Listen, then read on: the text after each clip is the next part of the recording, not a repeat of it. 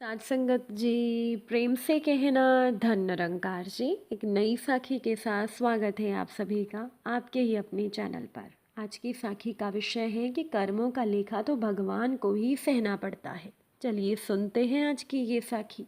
साथ संगत जी, प्राचीन काल में मिथिला में जनक नाम से प्रसिद्ध धर्मात्मा राजा राज्य करते थे। तो एक बार राजा जनक यज्ञ के लिए पृथ्वी जोत रहे थे।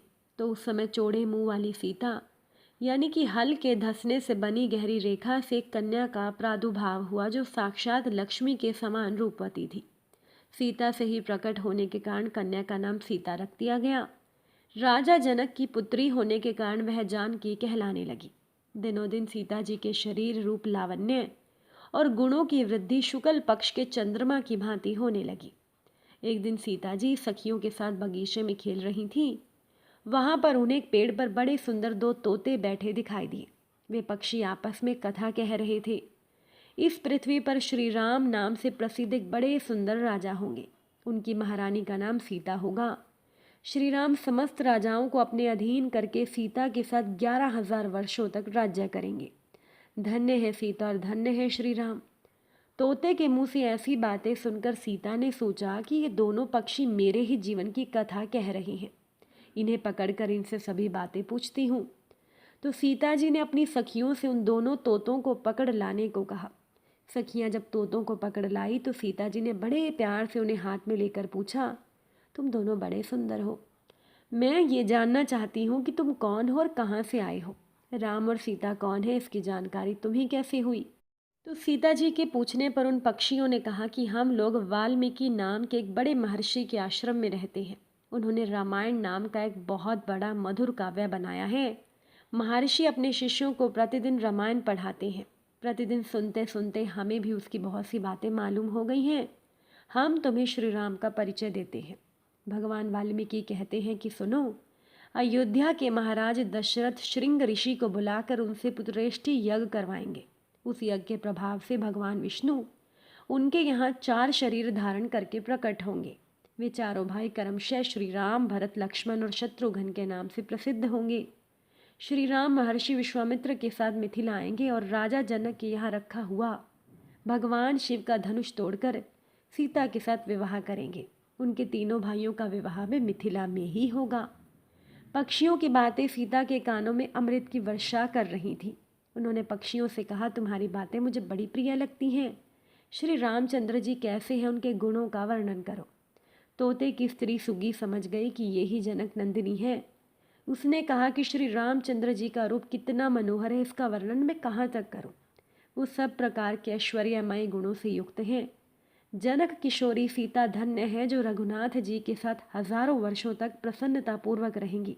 किंतु सुंदरी तुम कौन हो जो इतने प्रेम से श्री रामचंद्र जी के गुणों का वर्णन सुनती हो।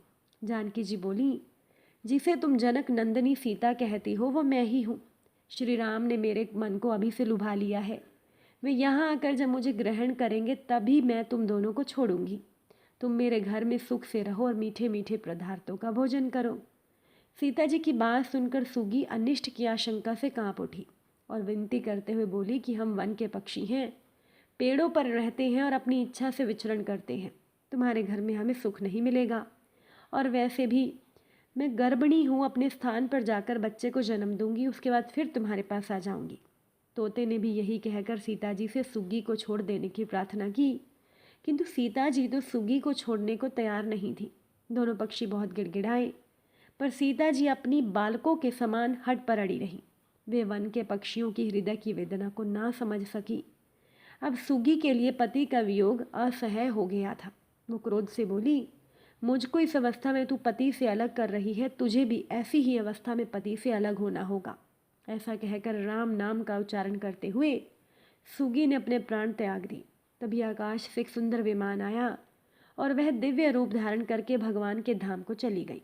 थोड़ी देर के बाद पत्नी के वियोग में तोते ने भी प्राण त्याग दिए। तो इस प्रकार से सीता जी के जीवन में आने वाले विरह दुख का बीज उसी समय पड़ गया। इसी वैर भाव का बदला लेने के लिए वही तोता अयोध्या में धोबी के रूप में प्रकट हुआ और उसके लगाए लांछन के कारण सीता जी को वनवास का और श्री राम के विरह का दुख भोगना पड़ा। साथ संगत जी, एक बार माँ पार्वती ने भगवान शिव शंकर से कहा, प्रभु मैंने धरती पर देखा है कि जो पहले से दुखी है उसे आप और ज़्यादा दुख देते हो, जो सुख में है उसे आप दुख नहीं देते। तो भगवान ने इसी बात को समझाने के लिए माता पार्वती को धरती पर चलने को कहा। दोनों ने इंसानी रूप में पति पत्नी का रूप लिया और एक गांव के पास डेरा जमाया। शाम के समय भगवान ने माँ पार्वती से कहा कि हम मनुष्य रूप में यहाँ आए हैं, इसलिए यहाँ के नियमों का पालन करते हुए हमें भोजन करना होगा। मैं भोजन की सामग्री का इंतज़ाम करता हूँ, तब तक तुम भोजन बनाओ। भगवान के जाते ही माता पार्वती रसोई में चूल्हे को बनाने के लिए बाहर से ईंटें लेने गई और गांव में कुछ जर्जर हो चुके मकानों से ईंटें लाकर उन्होंने चूल्हा बना लिया। चूल्हा बनते ही भगवान वहाँ पर बिना कुछ लाए ही प्रकट हो गए। माता पार्वती ने कहा, आप तो कुछ लेकर नहीं आए, भोजन कैसे बनेगा? भगवान बोले, पार्वती अब तुम्हें इसकी ज़रूरत नहीं पड़ेगी। भगवान ने माता पार्वती से पूछा कि तुम चूल्हे बनाने के लिए ईंटों को कहाँ से लाई थी? माता पार्वती ने कहा, प्रभु इस गांव में बहुत से ऐसे घर हैं जिनका रख रखाव अच्छे से नहीं हो रहा था, तो उनकी जर्जर हो चुकी दीवारों में से मैंने ईंटें निकाल ली। भगवान ने कहा कि जो घर पहले से खराब थे तुमने उन्हें और खराब कर दिया। तुम ईंटें उन सही घरों की दीवारों से भी तो ला सकती थी। माता पार्वती बोली, प्रभु उन घरों में रहने वाले लोगों ने घरों का रख रखाव अच्छे तरीके से किया है और वो सुंदर भी लग रहे हैं, तो ऐसे में उनकी सुंदरता को बिगाड़ना मैंने उचित नहीं समझा। भगवान बोले, पार्वती यही तुम्हारे द्वारा पूछे गए प्रश्न का जवाब है। जिन लोगों ने अपने घर का रख रखाव अच्छी तरह से किया है, यानी जिन्होंने अपने सही कर्मों से अपने जीवन को सुंदर बनाकर रखा है, उन लोगों को दुख कैसे हो सकता है? मनुष्य के जीवन में जो भी सुखी है वो अपने कर्मों के द्वारा सुखी है, और जो दुखी है वो भी कर्मों के द्वारा दुखी है। इसीलिए हर एक मनुष्य को अपने जीवन में ऐसे ही कर्म करने चाहिए जिससे कि इतनी मजबूत और खूबसूरत इमारत खड़ी हो कि कोई भी उसकी एक ईंट निकाल ना पाए। इसीलिए इंसान को अपने कर्म हमेशा अच्छे रखने चाहिए। साथ संगत जी, अगर एक बार भगवान से ना डरो तब भी चल जाएगा, लेकिन इंसान को अपने कर्मों से ज़रूर डरना चाहिए, क्योंकि किए हुए कर्मों का फल तो भगवान को भी भोगना पड़ता है। तो हम तो फिर इंसान हैं, हमारी तो कहना ही क्या। अगर आज की ये साखी आपको अच्छी लगी हो, वीडियो को लाइक शेयर ज़रूर कीजिएगा। आप सभी से फिर मुलाकात होगी नई साखी और नए विचारों के साथ। तब तक के लिए आप सभी खुश रहिए, सेवा सिमरन सत्संग ज़रूर कीजिए, सतगुरु माता जी के चरणों से भी जुड़े रहिए। बड़े ही प्रेम से बोलिए, धन निरंकार जी।